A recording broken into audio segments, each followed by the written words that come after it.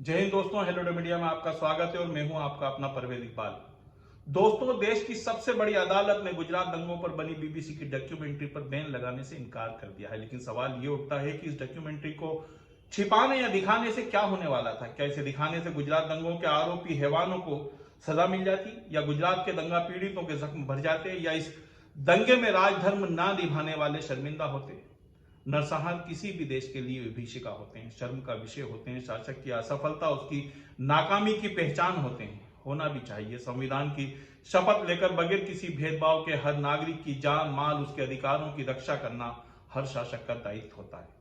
और अगर वो इसमें नाकाम है तो ये यकीनन न सिर्फ शासक की विफलता है बल्कि संविधान का भी अपमान है। अगर किसी के शासनकाल में सामूहिक नरसंहार होता है और शासक दोषियों को रोकने या उन्हें सजा देने की बजाय उन्हें संरक्षण देता है और इस पर खुद को गौरवान्वित महसूस करता है, तो यकीनन शासक का अपराध नरसंहार करने वालों से भी ज्यादा बड़ा अपराध है।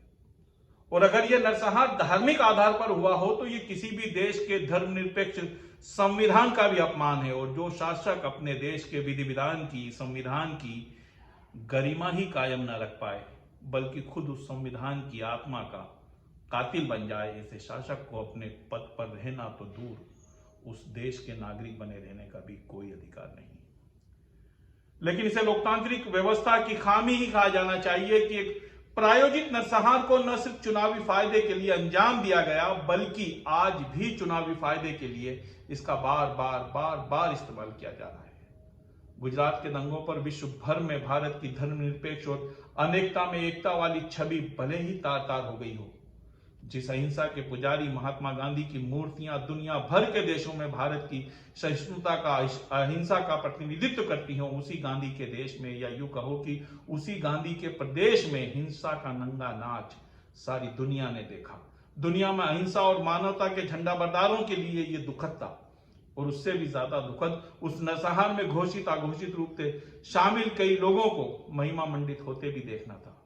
कहते हैं वक्त सबसे बड़ा मरहम होता है जो बड़े से बड़े जख्म को भर देता है। अफसोस कि हर चुनाव से पहले जब भी सरकार संकट में होती है, या यूं कहो कि सरकार संकट में होते हैं, तब गुजरात के जिन्न को बोतल से निकाला जाता है।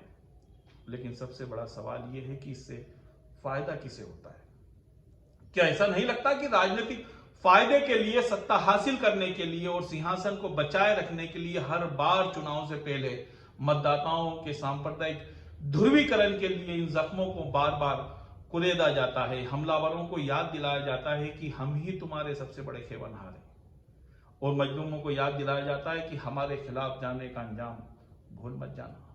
और तटस्थ लोगों की सोच में राष्ट्रवाद का तड़का लगाया जाता है कि देखो कैसे देश को बदनाम किया जा रहा है।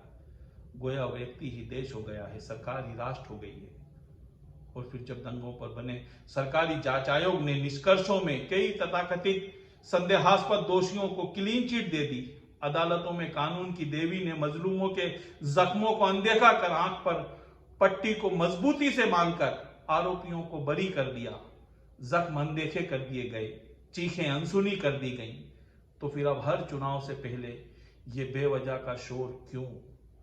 लेकिन याद रखिए, यहां की अदालत के अलावा भी एक अदालत है जहां गुनाहगार और बेगुनाह का फर्क करने के लिए किसी जांच आयोग की रिपोर्ट की दरकार नहीं है, जहां फैसला करने वालों को किसी गवाह, किसी सबूत, किसी दलील की जरूरत नहीं है।